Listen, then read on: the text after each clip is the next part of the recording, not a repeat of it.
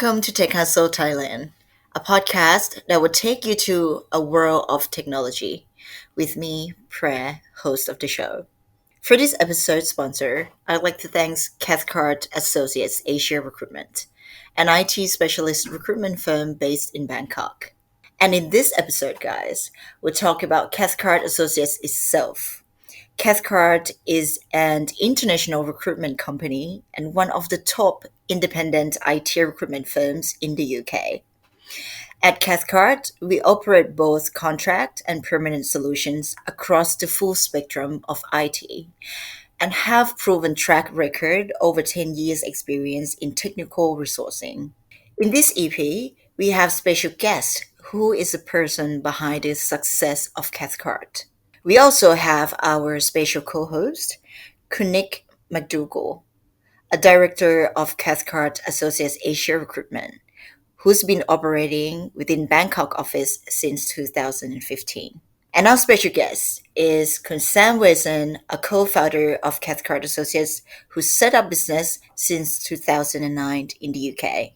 In this episode, we'll be covering Sam's journey, the background of Cathcart Associates, and how to stay at the top of the game in recruitment business by covering mindset, approach, leadership, and Q&A of the recruitment industry.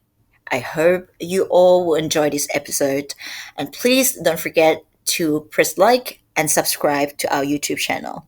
Welcome to the show. Hi, welcome to episode 20 of Tech Hustle Thailand, presented by Cathcart Associate Asia. I'm Nick McDougall, the director of Cathcart Associates Thailand, and I'm joined today by our illustrious co-founder and co-managing director, Sam Wilson, who'll be telling us how he got started in recruitment, how Cathcart Associates came to be, and maybe, just maybe, some expert insight into our industry. So, without further ado, how are you doing, Sam? I'm very well, thank you, Nick. What an introduction. Yeah, you're welcome. I thought I'd go to town. It's been 8 years since we've been working together, I believe.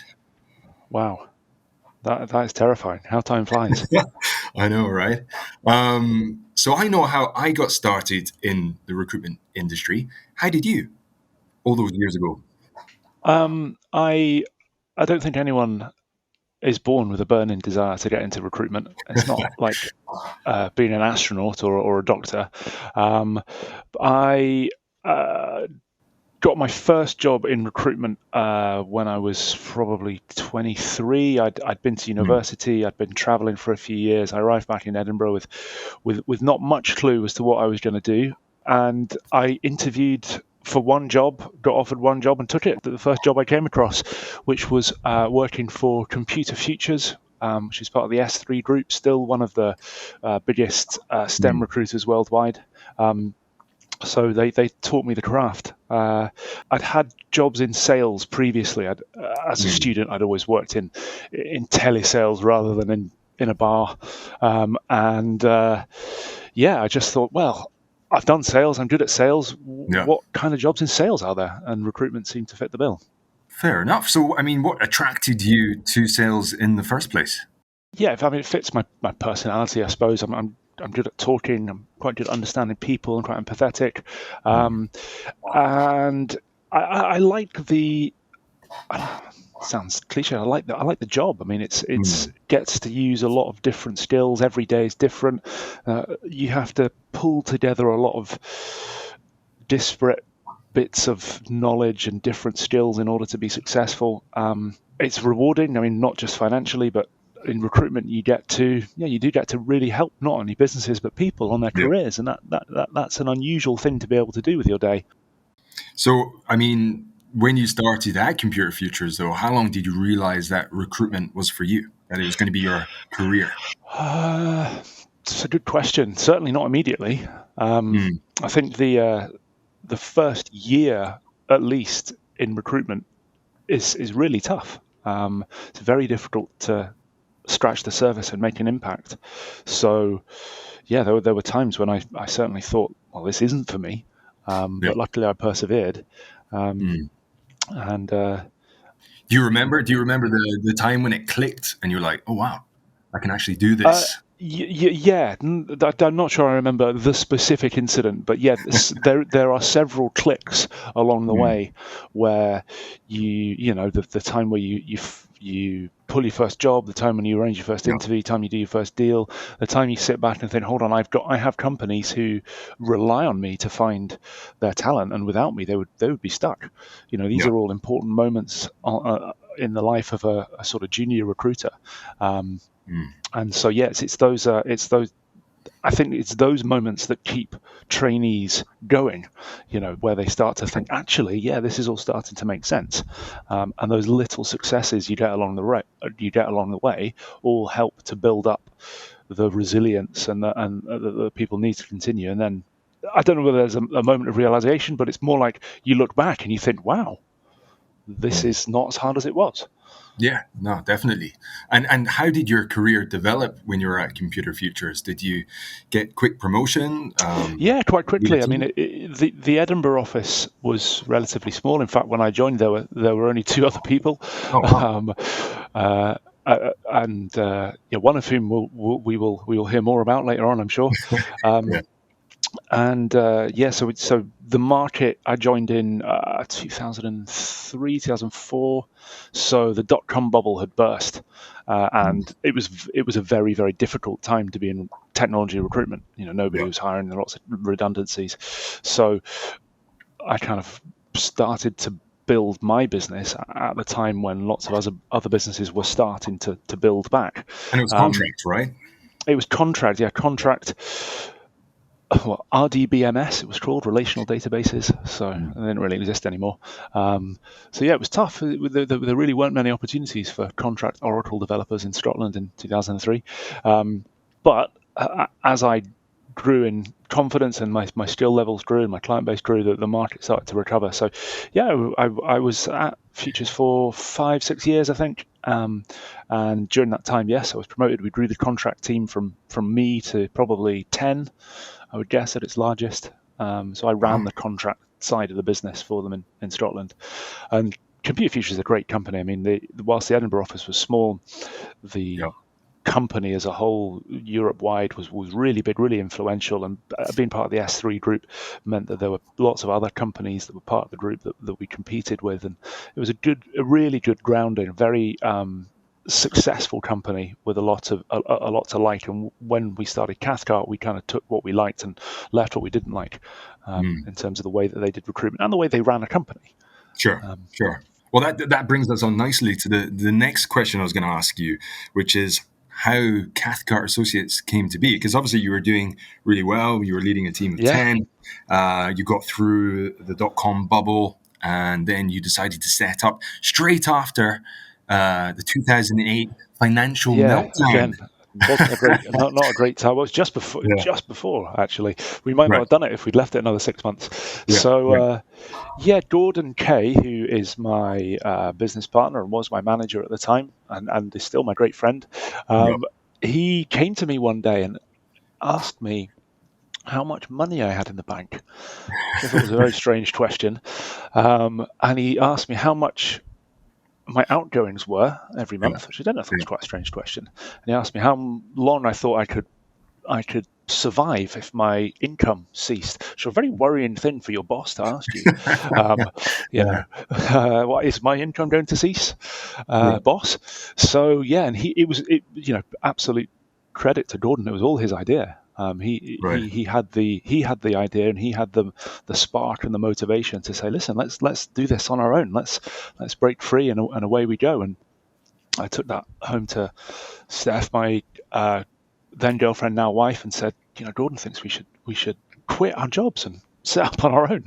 Kind of As you laughing, do. and she Yeah. just thought it was the best idea ever. She said, Yeah. absolutely, you have to do this. This is a once in a lifetime opportunity. So we did. And Never look yeah, back, right? no, we really haven't ever looked back. Yeah. No, it's been some journey. So off we went, and started Cathcart Associates, from a very small room in an attic in the centre of Edinburgh, and we took some pens and paper and bought a few old computers off eBay, and thought, right, what do we do now? But I mean, how did you come up with the name of Cathcart? Sorry to interrupt. I mean, you obviously need a name to start a business, right? So The hardest thing about starting a business, and I think if you ask any business owner this, that the hardest thing is thinking of a name, yeah, because whatever you think of, you're like, nah, that's not going to work. yeah, Cathcart is my middle name. So right. I'm Samuel John Cathcart Wason. It's an illustrious Wason family name, and Gordon suggested it, and I was like, "Oh God, no! I hate that name. No, it's been a millstone around my neck as a child. It's but we all the other options fell by the Yeah, wayside, so we were left with it. And the thing is, if you did ask any business owner whether or not choosing a name was hard, they would agree, but they would also very quickly follow that up with, "But it doesn't matter. You just have to yeah. pick something and run with it." And all of a sudden, it doesn't seem. It seems like it's always been there. So I don't know. You tell me. What do you think? Well, I mean, I don't know any better. I think, Well, as that's it. You in, see, yeah, it always seems like what the company was called. yeah, Yeah, yeah. it's quite hard to Well, it's a strong name, it- isn't it? And it's got it's quite hard to Scottish. pronounce. It's quite hard to spell, which isn't ideal. Has it got Scottish origins as well? Yeah, so it is Scottish. My family's from the well, all over Scotland, but Cathcart Wason himself was my kind of great uncle. He was an MP, a Liberal MP, sat in the House of Commons, a giant of a man, nearly 7 feet tall. Wow, He once upended a man in a bowl of trifle. a bowl There of you go. trifle. Yeah, that.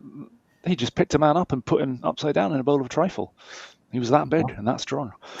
He used to sit in the House of Parliament knitting with his brother, who was also an MP. He sounds Lots of almost stories. as eccentric as your good self. I could talk to you for hours about Cathcart Wason. Yeah, But yeah, Wikipedia him. brilliant. I will. That's what, and I'll do that right after this conversation. I had no And idea he was such an interesting character. He's a very interesting man. Yeah, there's a picture of him on the wall of the Edinburgh office. So yeah, I expect all of your listeners to be jumping on the Cathcart Wason Wikipedia page. I expect to see spikes in the kind of interest in Bangkok on that page.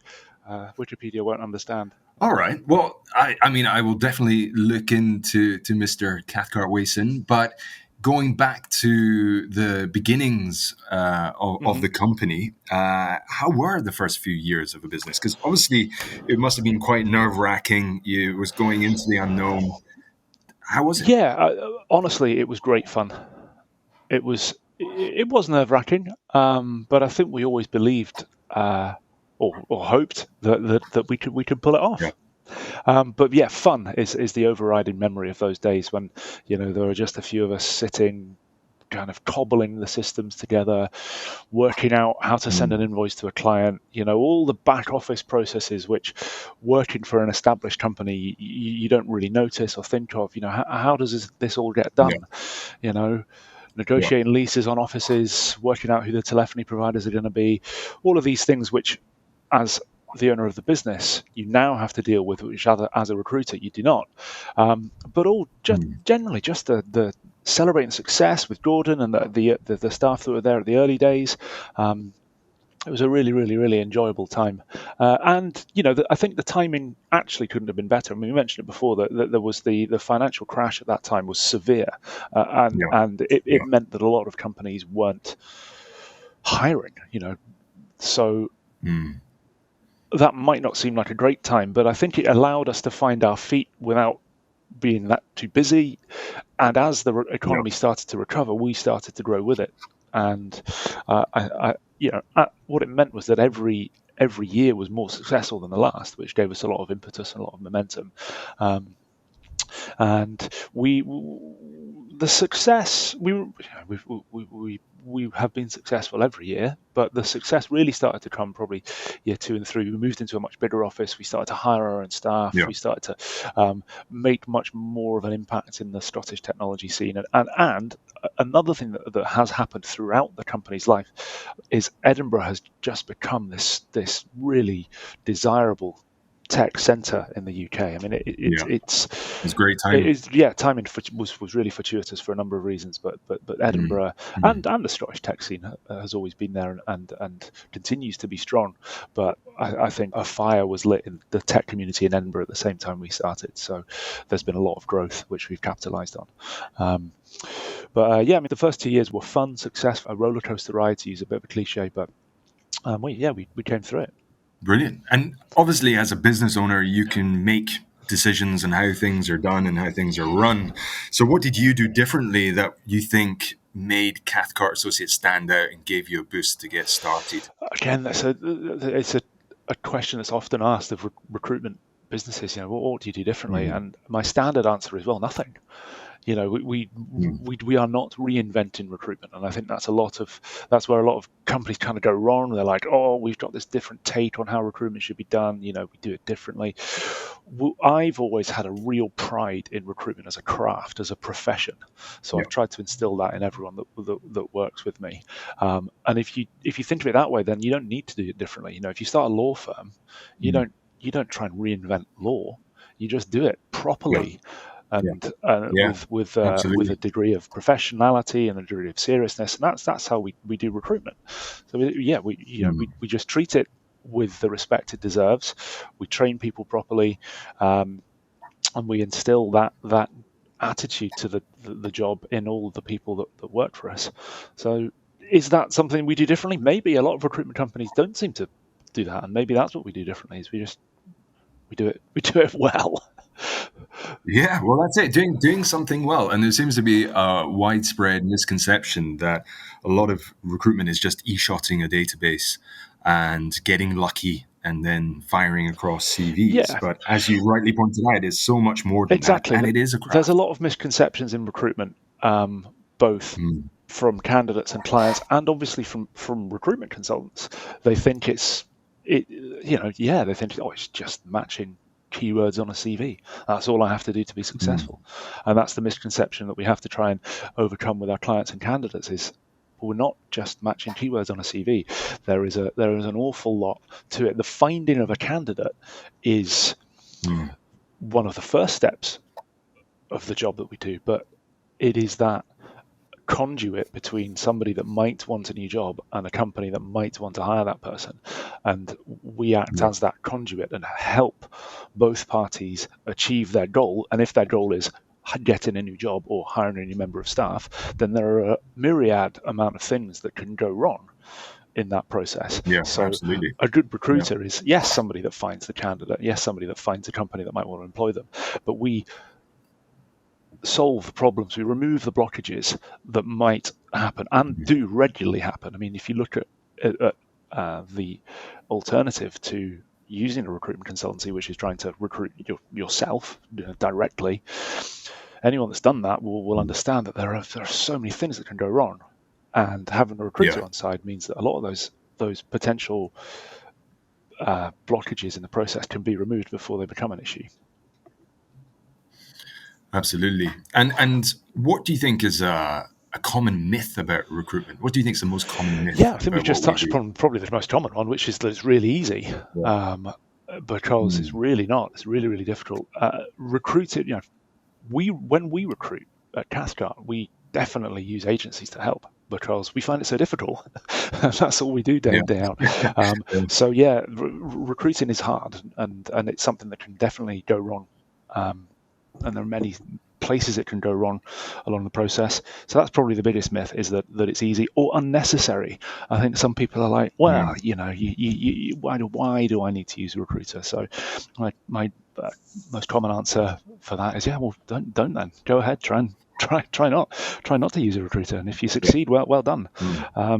So I think those are the really common misconceptions. That it's a job that's almost been created out of nowhere, which I suppose is true. It hasn't been around for very long. I mean, I would have thought recruitment as a concept probably started 50, 60, 70 years ago. Which is a very young industry. But I mean, how have you seen the industry change during your time? Well, I've seen the industry change a lot. the methods of doing the job have changed. But I suppose the core reason of the job has stayed the same. I mean, when I started in recruitment, I remember bringing to my boss a website saying, "Have you seen this? It's called LinkedIn. Have you seen it? Like, do you know what it does? It's like a way of candidates like put their CV online and like you can look at it and search it and stuff." And they were like, "Wow, that could come in handy." So that, I mean, LinkedIn's been a real change, and there's a lot of plenty of technology change has heralded the death of recruitment. Gordon will tell you a story of when internet job boards became a thing. I mean, Gordon started recruiting and he used to fax CVs to people. So that just goes to show quite how old he is. But obviously with every technical improvement, people think, "Oh, hold on, is this the death of the recruitment industry?" And it never is. Going back to what I was saying before, is because it's not about finding candidates. That making it easier to find candidates is great, but that's not really what we do. The changes I've seen, LinkedIn, internal recruitment I think has become much bigger as technology companies have grown. I mean, the concept of a technology company has become a lot more prevalent. When I started, my clients were mainly companies who had IT departments rather than companies whose sole purpose was software or whose sole purpose was data. So the tech industry has almost appeared whilst I've been doing this job. So that's been a big change. So these really large companies who hire large amounts of tech professionals is not a new thing, but it's certainly become a lot more prevalent. Was it not a case 20 years ago that there was too many candidates and not enough jobs, and now it's the complete opposite? Oh, well, I mean, I think that's cyclical. So yeah, when I started, it was a recession. It was, there were far too many candidates, and there were no jobs. You'd phone a company up and say, "Can I talk to you about your hiring plans?" And they just have, well, there aren't any. We're not hiring, and we don't plan to hire ever again. Leave me alone. So, and that meant there were a lot of candidates on the market. But now, certainly, I mean, the pendulum has swung back the other way to a terrifying degree. And I think in technology, that's going to take a long time to solve. Demand is outstripping supply to a terrifying degree. Certainly in the UK, and we operate in Finland as well, where the case is the same. And I'm sure you'd say the same in Bangkok, that companies really need these people, and the difficulty that the tech industry has is the classic education system doesn't really spew out enough people, because technology changes so quickly that sitting at university for 4 years studying computer science is great, but the stuff you are being taught is incredibly out of date. So you're getting these computer science graduates who are very, very clever, very motivated, and want a career in the industry, but that's quite a mismatch from what the marketplace is requiring. And getting people with the experience and the social skills to do the job, because now the industry is demanding not only incredibly bright, incredibly switched on, motivated computer science professionals, but they also have to have really excellent social skills. And so these people don't grow on trees, and in order to solve that problem, it's going to take time. And it's starting to happen. It's starting to become more obvious. If you speak to 14 and 15-year-olds now and say, "What do you want to be?" A lot of them will say, "I want to work in tech," which is great. That's what we need adolescents to be saying. It is the rock star, the astronaut of tomorrow.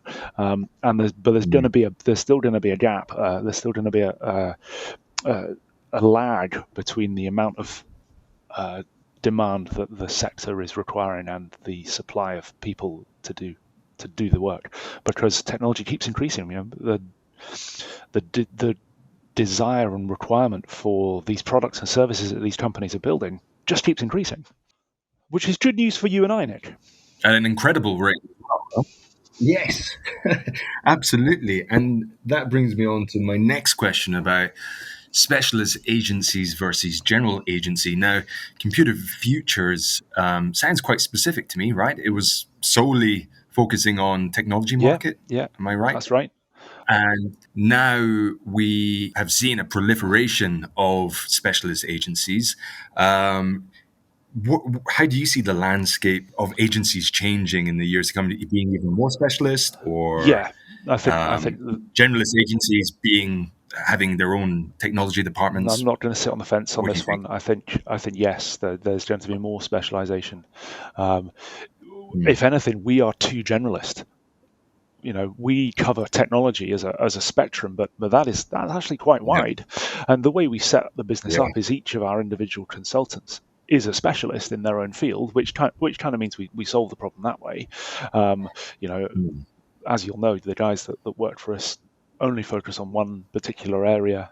So they have one particular kind of candidate base, one particular kind of client focus, which is the way to mm, do this job so that the recruiter really understands what the candidates and clients needs. I think the days of a generalist agency, I mean, yeah, do they exist anymore? I mean, yeah, I suppose they do. The really big players that will essentially be a family of specialist agencies under one banner. Um, yeah, but you need to have that depth of knowledge about what you're talking about in order to start to have the conversations with candidates and clients and start to really understand who is good at their job and who's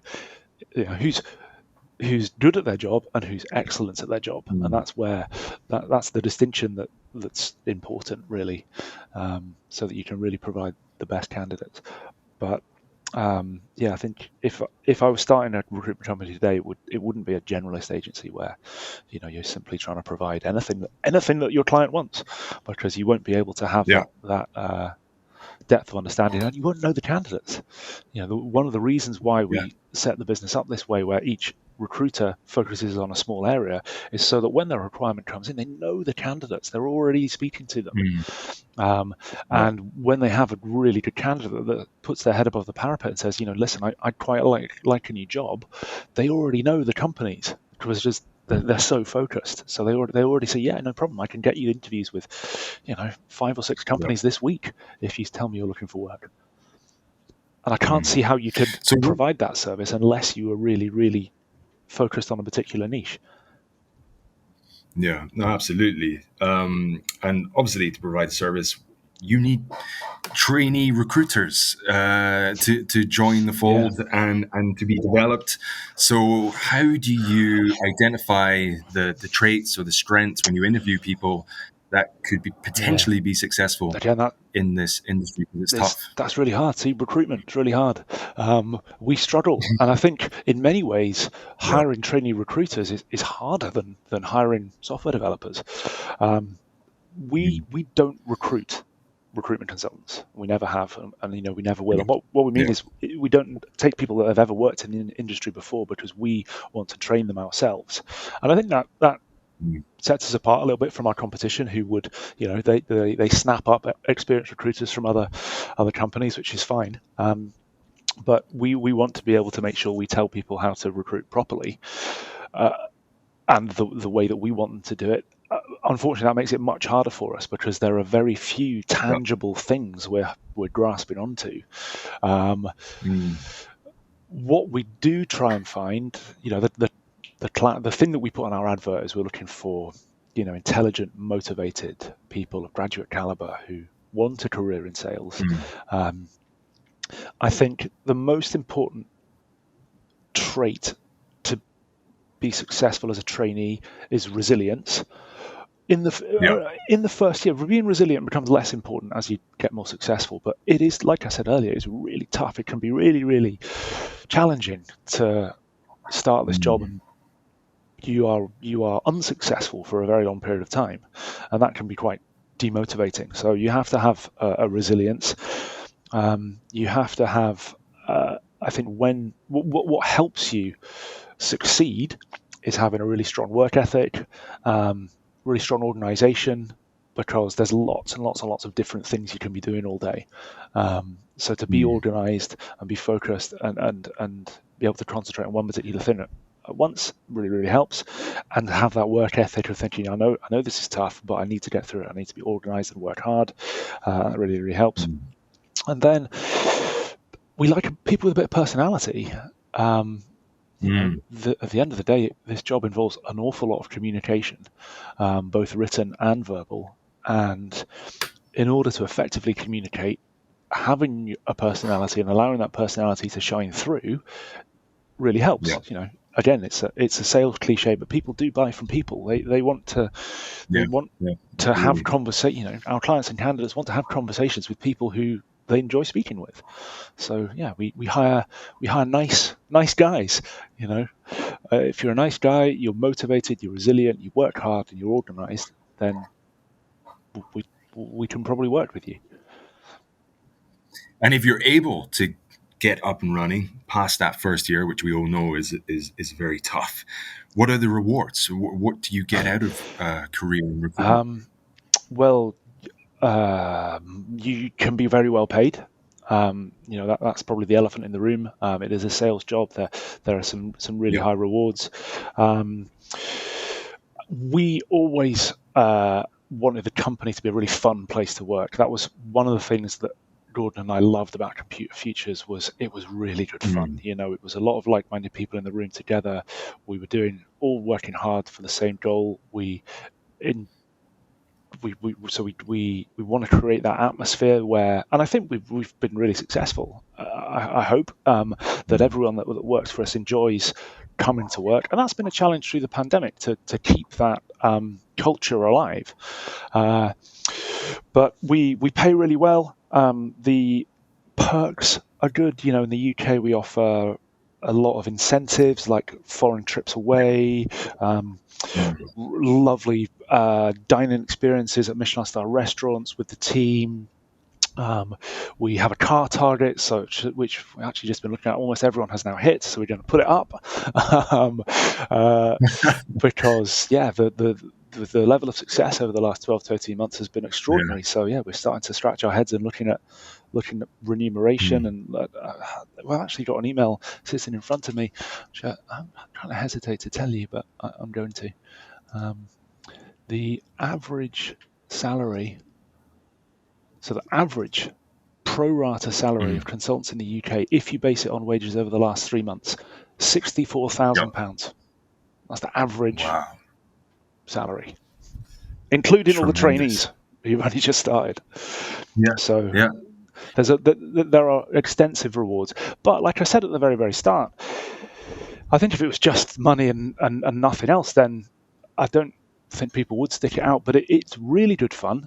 And it's helping people. You know, the feeling you get when you explain to somebody that really, really, really wants a new job that they've got that job, is not something that anyone else gets to do with their day. You know, I can't really think of a comparable sort of level of sort of pleasure at getting to deliver great news that you get from any other jobs. I suppose that is a win-win situation, isn't it? That is tempered by you very often have to deliver bad news to people that haven't got jobs. But you know, you've got to take the rough with the smooth. Yeah, true. And you touched upon briefly there the COVID pandemic, which all businesses and everyone obviously lived through the last 2 years. But specifically, how was Cathcart affected, and how did you manage to get through it? Well, we were affected physically because we all had to very quickly work from home. I remember a discussion during a board meeting probably in February 2020 where we were speaking about this coronavirus and what kind of impact it might have on the business. And some of us kind of scoffed at it. It's just bird flu, isn't it? It'll go away. Some of us were more cautious. So what we thought we'd do we would trial a day working from home. We'd never worked from home before. It was something we were actually culturally quite against. You know, we want people in the office having fun together. We don't want people working from home. But we thought we'll trial one day just to make sure we have the technology in place to do this. I mean, our database was on the cloud. We had a cloud-based telephony system. So we're like, yeah, we should be able to do this. We did 1 day trial, and we didn't go back to the office for about 10 months after that. Wow. So that was the trial. That was the trial. It went well then. Well, Yeah, the trial went well. It wasn't without its teething problems, but we didn't have a choice, But at that point, we were like, actually, there's no point going back to the office because we're gonna be told to work from home, and so we were affected physically, and we had to put these systems in place, make sure they worked, and deal with the effect that had on the culture, because we really love that environment of being a family and being together, and all of a sudden we were very far apart, and that I think it's really difficult to maintain that company culture without being together. And it's formed the basis of a lot of discussion over the last 2 years, is how can we keep the company culture as it is and yet accommodate what is now the new normal, which is people now expect to have this degree of flexibility in their work that simply was unthinkable 2 years ago. If we turn around to somebody, I mean, the restrictions in Scotland are ending next week. So as of the 1st of February, we could say to all the staff, right, that's it, 5 days a week, you're all coming back to the office. That's unthinkable. We wouldn't and couldn't do that, because now people really do expect a level of flexibility. So we discuss at length how we can keep the company culture and yet give this kind of flexibility that people want, and that's a challenge. The other thing, obviously, that deeply affected us throughout the pandemic was the lack of business.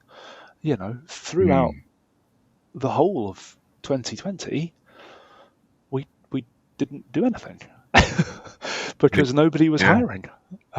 If you look at these graphs, it's like a light switch. It's like, nope. All of a sudden, no, of course we're not hiring. Are you mad?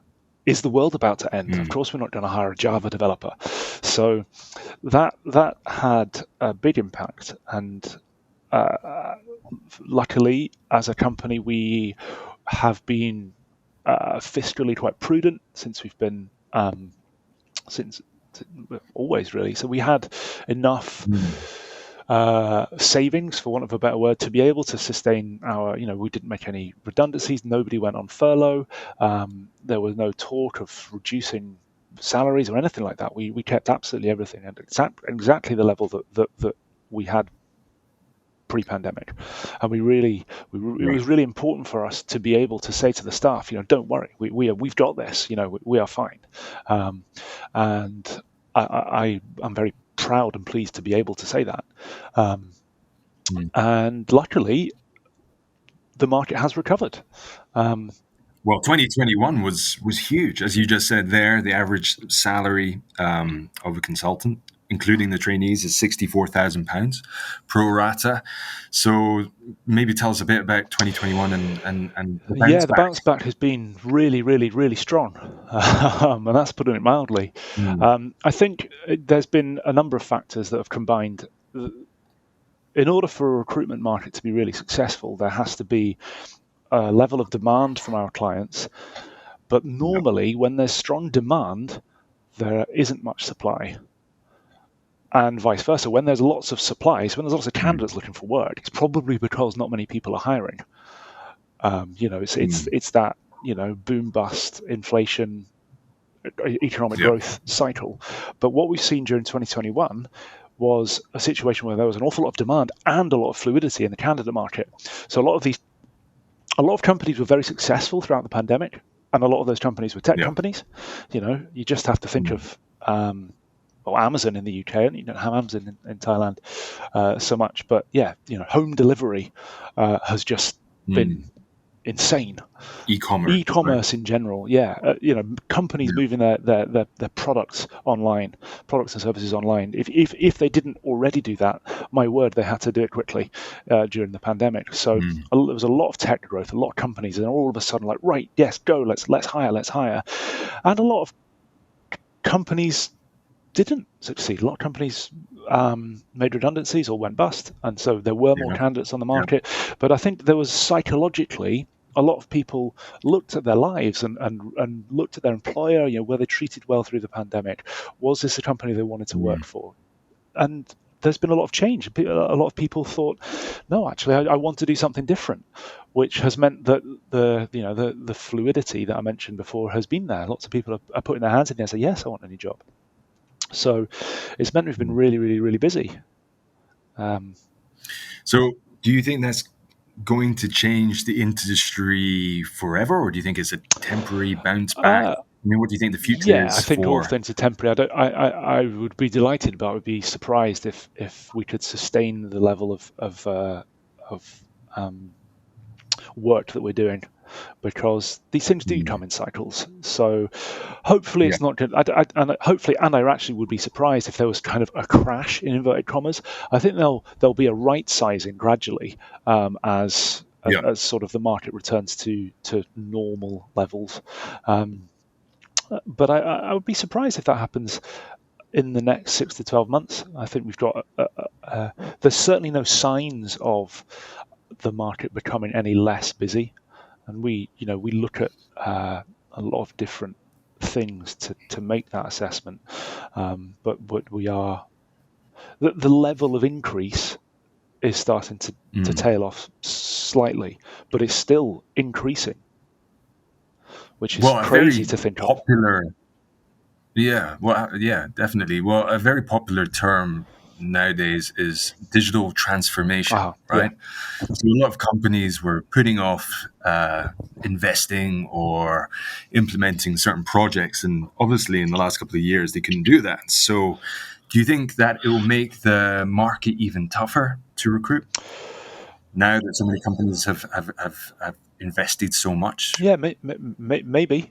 I think that any increase in demand is going to make it harder for companies to recruit. So Yeah. if there are more companies doing things like digital transformations, then yeah, it's going to make it harder to find the right kinds of people. And in order to attract the right kinds of people, what do you recommend? What's your advice to companies that they should be offering their future employees or current employees? We've seen a huge jump in salary and are Right. continuing to see that. So salaries have gone up dramatically and are still going up. I think that's probably due to the level of demand, but also maybe a sort of right sizing. I think a lot of companies are like, wow, maybe we're underpaying people. So salaries are going up. Salaries definitely not everything. The flexibility that I spoke about before that we are offering our staff, I think, is again almost a given. I don't think you can possibly try to recruit people in 2022 without offering remote working, at least to some level. Yeah, for sure. So this kind of work-life balance. I mean, we've got companies that are offering 4-day weeks. And that's not compressed hours. That is, only work for 4 days, get the same salary, which is a great. And what do you think about that? Do you think that's going to work long term? I think it depends on what the person's doing. Yeah. There's economic arguments to it. If you can maintain the same level of output with that level of staffing, then great. It makes a lot of sense. I don't think it would work if you were operating the fire service, for example. There are certain things that need to be done every day, and so I mean, we obviously. I'm not saying that we run an emergency service, but if you provide a kind of business-to-business service like we do, you need to be working at the same time as your customers. So I don't think you work in a sort of professional services sector like we are necessarily. But if you're a software developer and you have a project to deliver, if you can deliver it in working 4 days a week as effectively and efficiently as you can working 5 days a week, then it works. Yeah, fair enough. In terms of the future of Cathcart, however, what do you think's in store for us? I know we're about to embark on a rebranding. Maybe give us a bit of insight into that, please.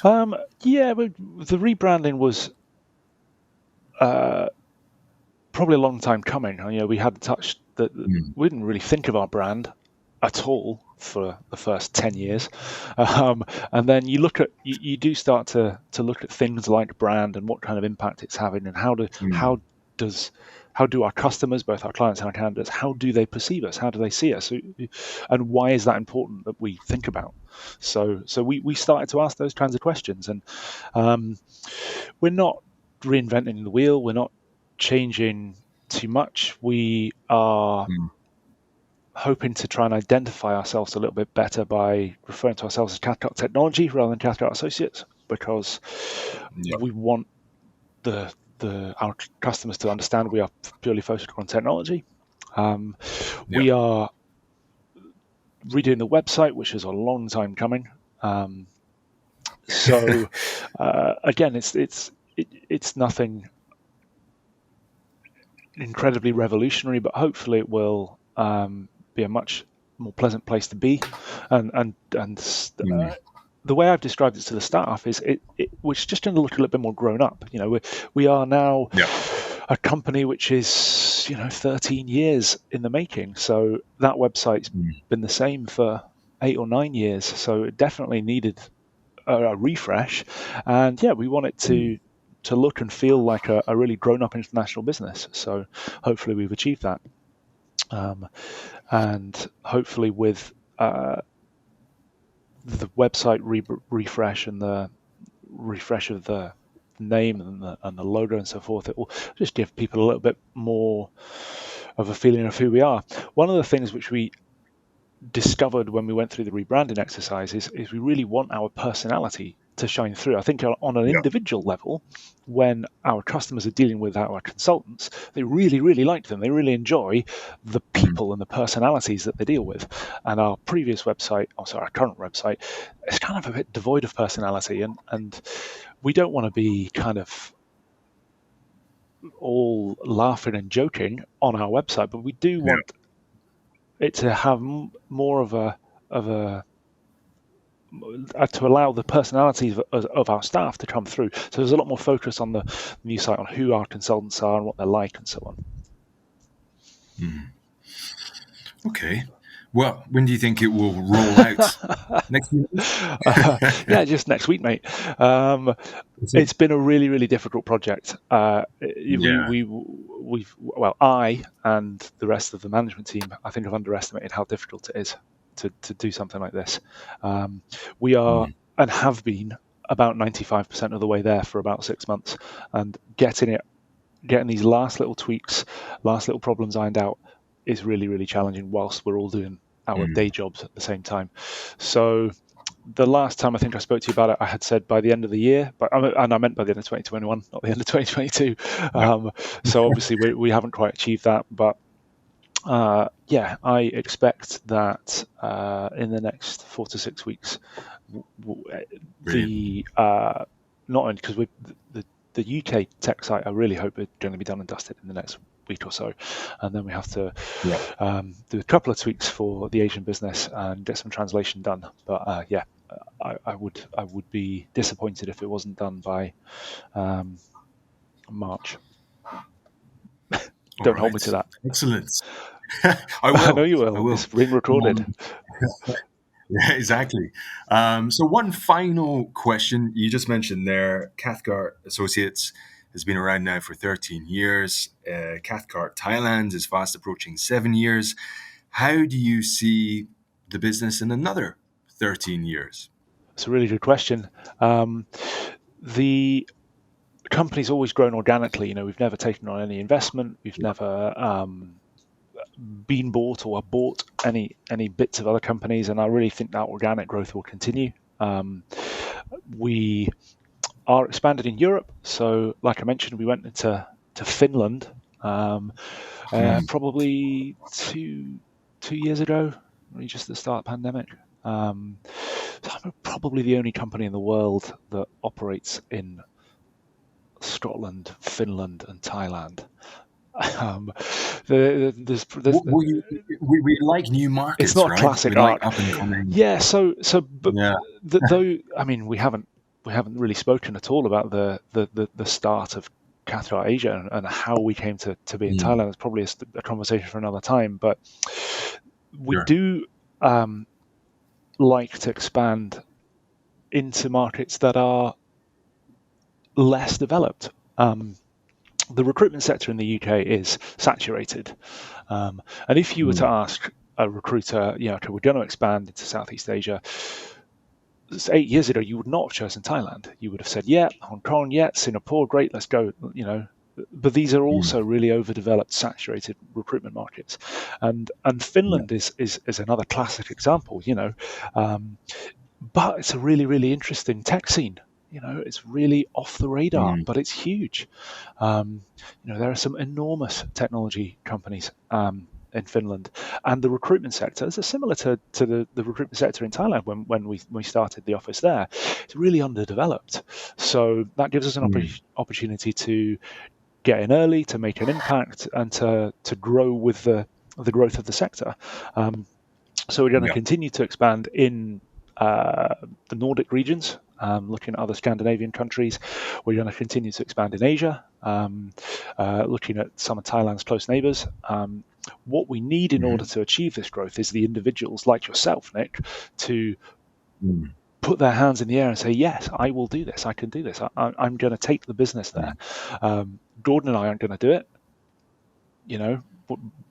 We need the staff with that level of drive and determination and skill that we believe in to go and start their own business. And happily, we've got some real proof in the success you've made and the success that Salah and her team are now making in Finland to say, look, this is how it's done. These are the people who are going to be real business leaders of tomorrow. Where will we go next? There's a few ideas, but like I said, we're not going there. It's going to be the people that have the drive and determination to say, yes, I want to go to, Paraguay or Botswana and open an office. And at that point, we'll assess whether or not we think it's the right place. But there are growth sectors in tech recruitment out there right now that in 18 months will be much bigger, and it's about getting there and getting the team set up and committing to the region and having that level of drive and determination to grow the businesses that will mean that the Cathcart brand continues to expand geographically, and that's what we genuinely believe is going to happen over the next 13 years. Fantastic. All right. Well, thank you so much for your time and for coming on today. Really appreciate I've really enjoyed it. Thank you very much.